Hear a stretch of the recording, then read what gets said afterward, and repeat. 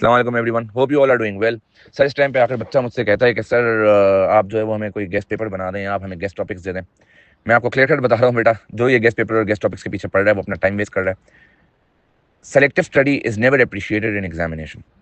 आप जो है वो अगर गेस्ट पेपर और गेस्ट टॉपिक्स के पीछे अपना जो है वो आप लगे हुए हैं, आप अपना टाइम वेस्ट कर रहे हैं बेटा। यही टाइम, यही रिसोर्सेज, यही एनर्जी आप रिवीजन में लगा सकते हैं, क्योंकि selective study is never an option बेटा। कभी भी सेलेक्टिव स्टडी का कोई ऑप्शन नहीं है। और मैं आपको एक बात बताऊं बेटा, आप लोग जो टॉपिक छोड़ के जाओगे ना, आप आपकी इतनी बैड लक है कि आप जो टॉपिक छोड़ के जाओगे ना, वही एग्जाम में पहला सवाल उसी टॉपिक से आएगा, और वो आपको सवाल है ना, आपको सलाम कर रहा होगा। फिर आपको याद आएगी मेरी बात सेलेक्टिव स्टडी की। मैंने आपको हर टॉपिक पढ़ाया, मैंने आपको पूरा कोर्स पढ़ाया बेटा। पूरे कोर्स में मैंने आपको बड़ा तमीज से डिटेल्ड, पूरा कोर्स डिटेल पढ़ाया।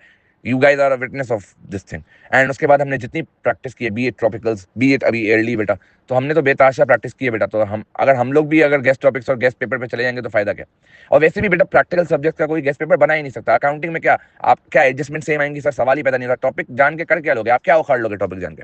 ना एडजस्टमेंट सेम आनी है, ना अमाउंट सेम आनी है, तो टॉपिक का करना क्या है बेटा। तो अब ये कुछ टीचर्स, कुछ बच्चे ये बातें नहीं समझते, और लेट्स बी वेरी ऑनेस्ट, वो टीचर भी बच्चों को गुमराह करते हैं बेटा। एट दी एंड आता कुछ भी नहीं है। मैं आपके लिए क्या लाया हूँ बेटा, हर दफा की तरह हर साल मैं बच्चों को इस तरह का एक रिवीजन प्लान भेजता हूँ कि आपको किस तरह रिवाइज करना है, किन टॉपिक्स को प्रायोरिटी देनी है, किन टॉपिक्स को कम प्रायोरिटी देनी है, और किन टॉपिक्स को बिल्कुल ही जो है ना वो एक दफा देखना है। मैंने आपके कोर्स को 3 कैटेगरीज में डिवाइड किया। Category 1 very very important, category 2 important, and category 3 ऐसी है जो आपने सिर्फ एक दफा रिवाइज करनी है। आप अपना रिवीजन प्लान इस अकॉर्डिंग प्लान कर सकते हो। अगर आप ये समझ रहे हो कि सर मैं तो सिर्फ कैटेगरी 1 करके एग्जाम में जाऊंगा तो मेरा ए स्टार आ जाएगा, सर ये रिवीजन प्लान है। ये कैटेगरी 1 2 3 में कोर्स ब्रेक करने का मतलब है to help you prioritise the topics जिसको आपको सबसे ज्यादा टाइम देना है। तो please don't take it as a guess और और मतलब एज अ गेस, ठीक है ना।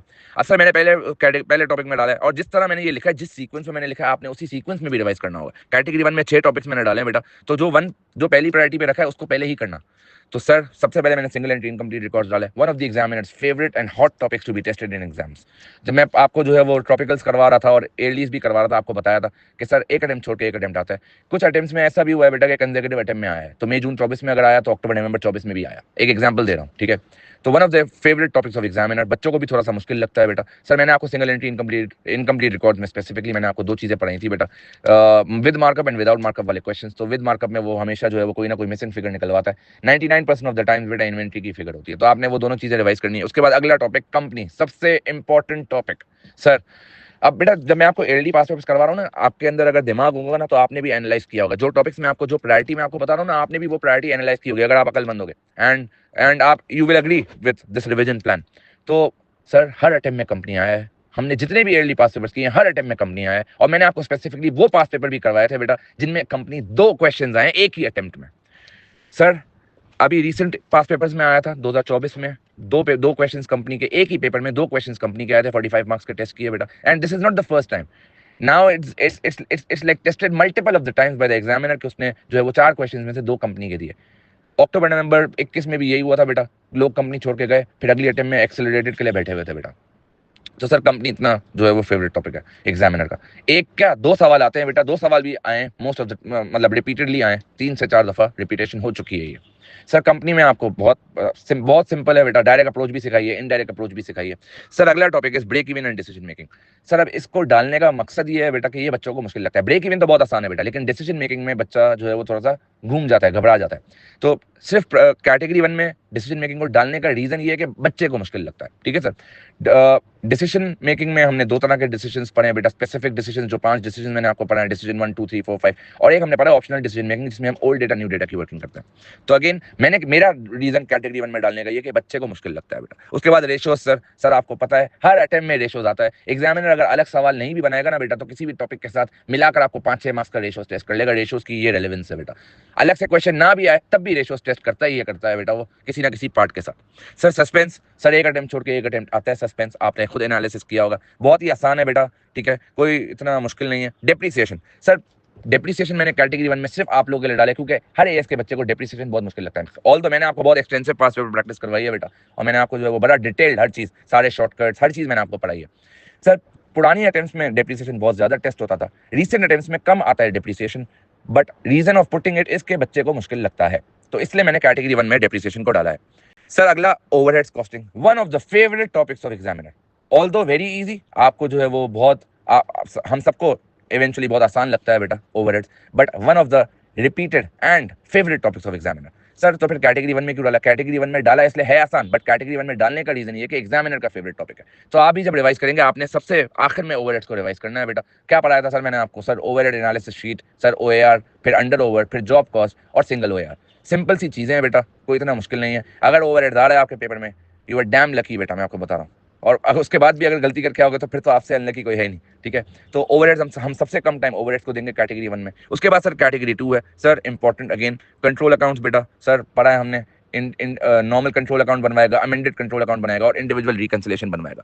सेकंड पे पार्टनरशिप है। सर मैंने आपको पढ़ाते हुए भी बताया था कि मई जून 2023 से पहले पार्टनरशिप बहुत बड़ा होता था एएस में। पार्टनरशिप चेंजेस भी जो है आपका एग्जामिनर टेस्ट करता था, admission, change in profit and loss, retirement, dissolution. But 2023 के बाद से उसने ये सारी चीजें A2 में मूव कर दी। तो पार्टनरशिप में कोई जान बचती नहीं है। आपने सिर्फ क्या करना है भाई, सर हमने जो है वो सिर्फ एक डायरेक्ट क्वेश्चन है कि प्रॉफिट दे देगा, एप्रोप्रिएशन करंट अकाउंट बनाओ, एसओएफपी बनाओ, कैपिटल अकाउंट बनाओ, ठीक है। और जो है वो इनडायरेक्ट अप्रोच है।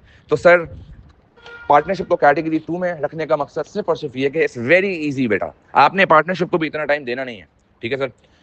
तो क्योंकि अब कुछ जान बची नहीं है बेटा पार्टनरशिप में। उसके बाद soul trader. Sir recent attempts में सोल ट्रेडर नहीं आया, रीसेंट क्या पुरानी अटेम्प्ट में भी सोल ट्रेडर नहीं आया, ये ओ लेवल्स में ज्यादा आता था। सर तो फिर आपने क्यों डाला है? सर कुछ पेपर्स हमने ऐसे किए हैं जिसमें सोल ट्रेडर और एरर्स का उसने मिक्स क्वेश्चन बनाया, यानी वो एरर्स देता है और फिर आपसे अपडेटेड जो है वो सोल ट्रेडर की इनकम स्टेटमेंट और एसओपी बनवाता है।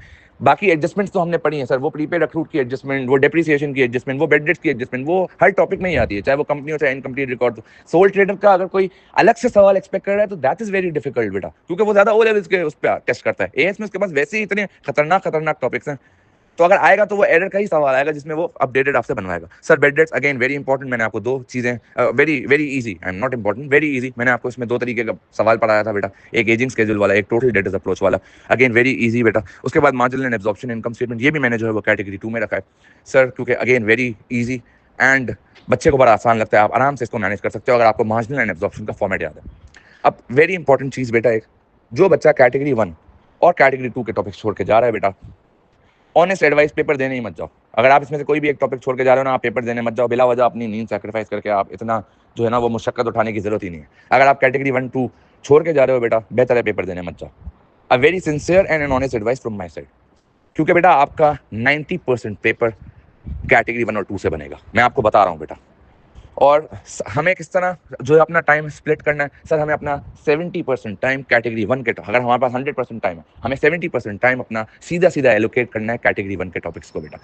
आउट ऑफ 30% 25% हमें कैटेगरी 2 को अलॉट करना है, और बाकी का जो 5% हमारा टाइम है वो हम कैटेगरी 3 को देंगे बेटा, जिसमें से मैंने 4 टॉपिक्स डाले। अक्रूवल एंड प्रीपेमेंट अलग से नहीं आता बेटा, एडजस्टमेंट्स में आता है। इन्वेंट्री वैल्यूएशन अलग से नहीं आता, लोअर ऑफ कॉस्ट और एनआरबी की सिर्फ एडजस्टमेंट दे देगा वो आपको। या हमने एक क्वेश्चन किया था जिसमें कॉस्टिंग के साथ उसने फीफो या इफको से आई गेस निकलवा लिया था इन्वेंट्री वैल्यूएशन 5 मार्क्स का, हार्डली 2 दफा आया है बेटा वो अभी तक। कैपिटल रेवेन्यू एक्सपेंडिचर नहीं आता बेटा। बैंक रिकंसिलेशन सर बहुत आसान है, इसलिए कैटेगरी 3 में डाला है। तो कैटेगरी 3 के टॉपिक्स के साथ हम क्या करेंगे सर, आप कोई भी एक दिन चूज कर लो, उस एक दिन में आप आधा दिन जो है वो कैटेगरी 3 के टॉपिक्स को देख के एंड बंद कर दें। इससे ज्यादा टाइम कैटेगरी 3 नहीं लेना चाहिए बेटा। अगर आप उससे ज्यादा टाइम दे रहे हो आप अपने साथ ज्यादती कर रहे हो। तो सर कैटेगरी 1 2 3 में से हमें सबसे ज्यादा टाइम कैटेगरी 1 को देना है। 70% of the time will be spent on category 1, then 25% of your time will spend on category 2, और कैटेगरी 3 को तो करना ही एक दफा है। तो प्लीज अपना रिवीजन इसी हिसाब से मैनेज करिएगा बेटा। मैं आपको बता रहा हूँ सर, अगर आप अगेन रिपीट कर रहा हूँ, अगर आप कैटेगरी 1 2 एग्जाम में छोड़ के जा रहे हो, आप पेपर देने मत जाओ। नहीं करो बेटा एहसान, ना अपने ऊपर, ना अपने माँ बाप पे, ना एग्जामिनर पे। सर अब रिवीजन किस तरह करना है सर, ये कैटेगरी 3 को तो सिंपल सा बेटा, आप मेरे रजिस्टर्स रिव्यू करो कैटेगरी 3 के लिए, और आप कोई भी एक क्वेश्चन उठाकर जो है वो सॉल्व कर लो बगैर देखे, आपकी कैटेगरी 3 वहीं पक्की हो जाएगी और आप बंद कर दो बेटा। 1 और 2 के लिए क्या करें सर, अगेन रजिस्टर्स रिवाइज करें, मेरा थ्योरी हैंड आउट रिवाइज करें, और अभी हम पास पेपर्स कर ही रहे हैं बेटा। तो जब पास पेपर्स कर रहे होंगे तो आपका फोकस होना चाहिए कैटेगरी 1 और 2 के टॉपिक। जब भी पास पेपर ईयरली पास पेपर करते हुए कैटेगरी 1 और 2 का टॉपिक आ रहा है, you should be very focused कि सर मुझसे हो रहा है या नहीं हो रहा। नहीं हो रहा है तो फिर आप जाके अपने रजिस्टर्स रिवाइज करोगे बेटा, ठीक है। तो पास पेपर्स अभी कर रहे हैं बेटा हम, उसको करते हुए please focus on category 1 and 2 के टॉपिक।